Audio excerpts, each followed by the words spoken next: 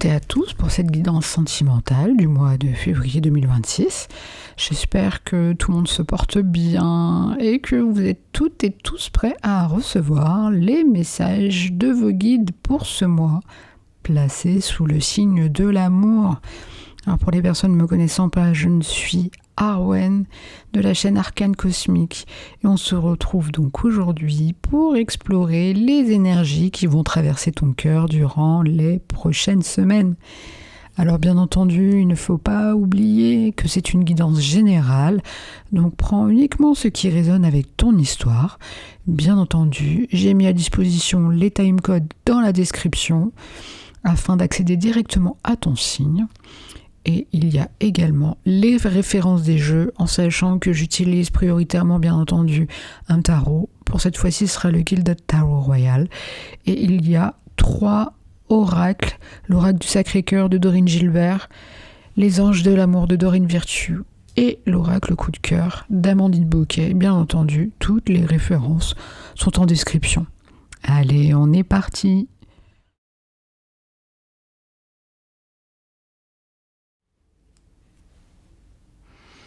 Ami Vierge, à toi d'avoir ton tirage sentimental. Et on est parti avec la leçon karmique, la première carte, celle qui va parler du passé. La deuxième, ça sera l'attitude à adopter. Et la troisième, l'indice du tri à effectuer. On va compléter avec les oracles. Donc la première partie, on va compléter avec ce très bel oracle Sacré-Cœur. Deuxième partie qu'on complète avec les anges de l'amour.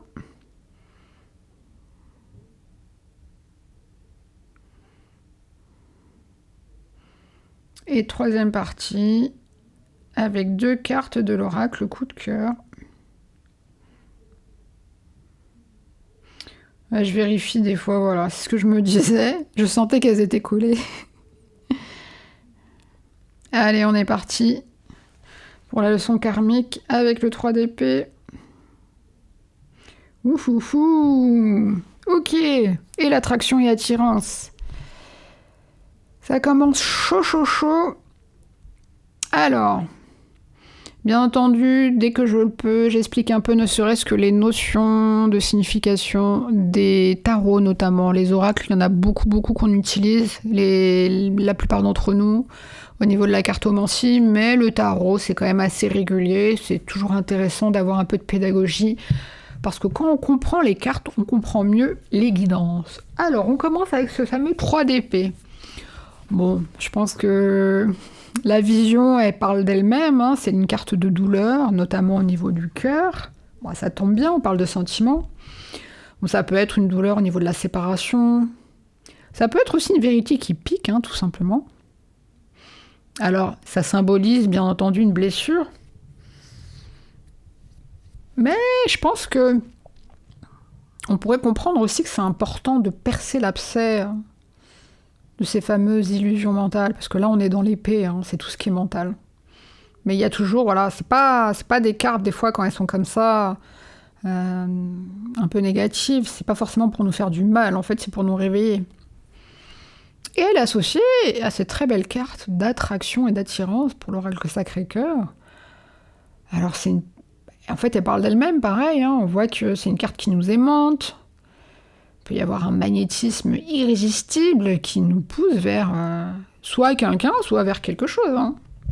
Parce que bon, c'est une guidance sentimentale, mais bon, c'est pas tout le monde qui est en relation. Ça parle aussi de sa relation avec soi-même, la relation avec les autres, mais ça peut être aussi, outre les sentiments amoureux, ça peut être aussi les sentiments relationnels, ou ça peut être au sein du foyer et envers ses amis très proches. Alors, si on combine l'ensemble de ces énergies, si on fusionne ces énergies, qu'est-ce que ça nous dit ? En fait, le contraste, il est quand même assez frappant, hein, parce que le 3 d'épée montre un cœur blessé, alors que la carte de l'attraction, elle montre un cœur qui désire. C'est quand même assez flagrant. Alors, ça suggère quoi ? Tout simplement que toi, ami Vierge, tu es, je pense, attiré par des situations ou des personnes qui réveillent d'anciennes blessures. Tout simplement. Là, on est dans la leçon karmique. Donc l'apprentissage de l'âme, comment il va se manifester. Là, je pense que ton schéma, tout simplement, ça va être de chercher à analyser, alors soit analyser, soit à réparer la douleur par l'attraction. Je pense que tu es, ami vierge, une personne qui a tendance à être attirée par ce qui te fait souffrir. Parce que des fois, on pense qu'on est assez parfait pour que les choses se passent et que la douleur s'arrête. Mais là, clairement, la leçon karmique, je pense que tu l'auras compris, ça va être de comprendre pourquoi tu es attiré par ce qui te blesse. Donc ce mois-ci, il va falloir en fait que tu dépasses, je pense, ce besoin de souffrir pour aimer, tout simplement. Il va falloir que tu apprennes à reconnaître que ton âme ne doit pas être attirée en fait par des choses qui risquent de t'empoisonner. En fait, il faut que tu sois attiré par des choses qui soient un remède pour toi. Donc là, clairement, la dette à solder, pour toi, ça va être ni plus ni moins que celle de l'auto-flagellation. Hein, comme on dit, tu n'as plus besoin de porter des épées dans ton cœur pour te sentir vivante ou te sentir utile. Le message, il est fort. Hein. Là, il te secoue, mais si c'est ta dette karmique, ma foi, il faut l'accepter et puis il faut trouver les solutions. Allez, on continue le tirage. Waouh, l'empereur, magnifique. Ouh, l'attraction, belle combinaison. Donc là, on est dans la partie présente, l'attitude que tu vas devoir adopter, en tout cas les conseils, pour avoir une certaine harmonie dans ta vie sentimentale. Alors c'est beau, donc la carte de l'empereur incarne l'autorité, la structure, la protection, la stabilité, très très belle carte. Alors c'est aussi une énergie de cadre. Hein, c'est un personnage qui pose des limites assez claires. Et surtout, c'est un personnage qui construit sur le long terme. Alors, c'est associé avec la carte de l'attraction.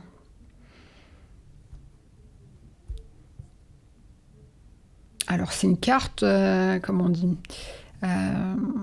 en fait, ça rappelle que tu attires l'amour romantique en profitant pleinement en fait, du moment présent. Et en étant toi-même. C'est vraiment la simplicité d'être pour pouvoir attirer cela. Très beau. Et si on combine bien sûr les deux énergies, c'est l'objectif. Je pense que là, l'empereur, il apporte la structure nécessaire à ton énergie d'attraction, tout simplement. Donc ça veut dire que si tu veux attirer en fait une relation saine, il ne faut pas seulement désirer, il faut ordonner en fait, à l'image de l'empereur.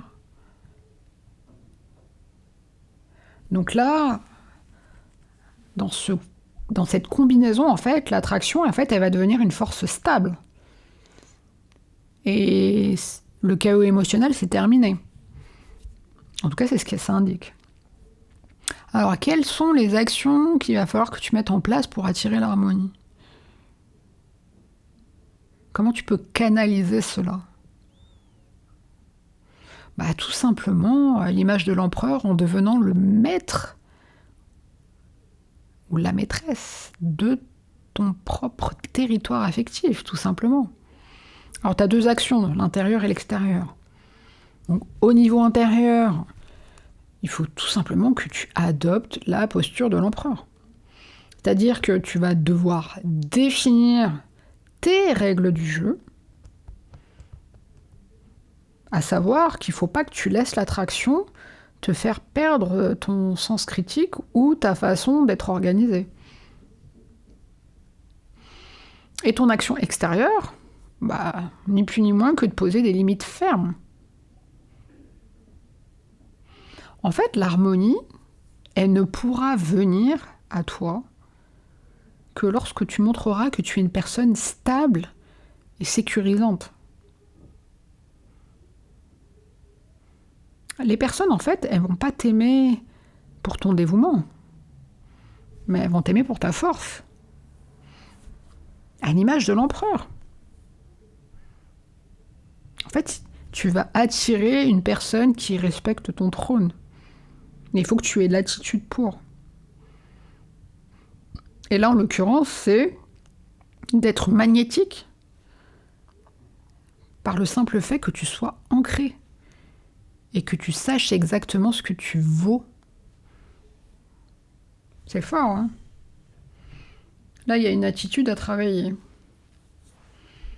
Allez, on finit le tirage avec la troisième partie.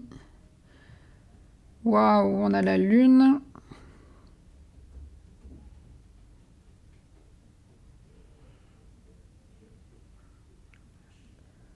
On a l'amour et la gestation. Ok. Alors, la lune. En fait, la lune, c'est c'est la carte des zones d'ombre. Hein. Les zones d'ombre, les secrets, l'inconscient. Mais c'est aussi la carte de l'intuition. Donc, elle peut indiquer un flou. Elle peut indiquer une confusion. Elle peut aussi indiquer des choses cachées. Alors, au niveau de l'oracle coup de cœur, l'amour, lui, c'est... Enfin, en tout cas, la carte, elle confirme le sentiment, tout simplement. Et la carte de la gestation... en fait, je pense que ça indique que le sentiment, il n'est pas encore prêt. Il est en train de se former, mais en train de mûrir dans son petit coin, à l'image de la carte. Donc, si on combine les trois cartes, je pense que là, pour le coup, la lune, elle jette un voile sur l'amour. Clairement. Et avec la carte de la gestation, on pourrait même dire que presque il faudrait se méfier de tout ce qui brille. Pas tant s'en méfier, mais voilà, tout ce qui brille, c'était pas encore de l'or. On pourrait imager en disant que la situation est encore en neuf, à l'image de la gestation. Elle n'a pas encore révélé son vrai visage, tout simplement. Alors, on va essayer de démêler juste les personnes qui sentent que l'harmonie, en fait, elle est impossible. Parfois, comme on dit, le flou de la lune, ça fait monter une angoisse permanente. Et du coup, à cause de ça, l'amour, il reste bloqué, en fait. Il reste bloqué et il est bloqué au stade de projet, à l'image de la gestation. Mais par contre, il est possible qu'il ne naisse jamais. C'est des choses qui peuvent arriver. Hein. Il faut voir toutes les possibilités. Hein. On ne peut pas avoir que des petits cœurs de partout. Les guides nous donnent des indications pour se remettre en question et pour analyser les situations. Dans ce cas précis où l'harmonie est impossible, ça serait quoi le signal avec les cartes qu'on a vues? Moi, je pense qu'à l'image de l'empereur, si jamais tu as posé tes limites, mais malgré ça, la relation, elle reste dans le flou. Tu sais pas trop où tu vas. La personne en face non plus.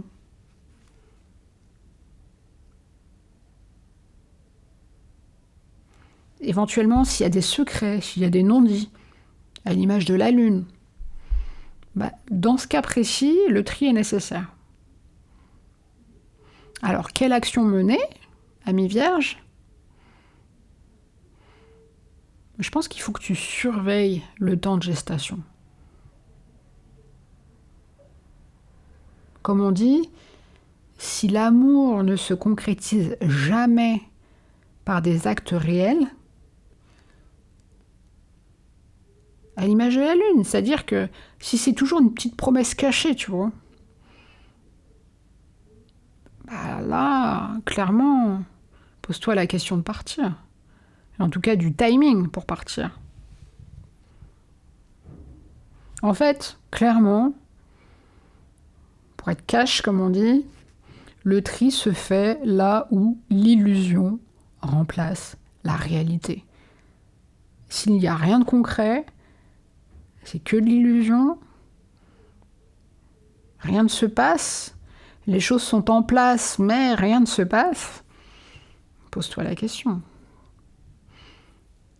Là, clairement, je pense que les cartes, elles le disent elles-mêmes, ne laisse pas un amour en gestation.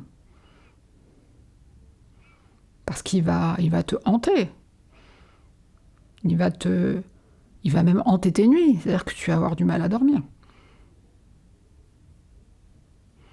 Et la lumière de la Lune, elle est censée aussi révéler certaines choses. Et ça peut révéler parfois qu'il n'y a rien de solide dans certaines relations.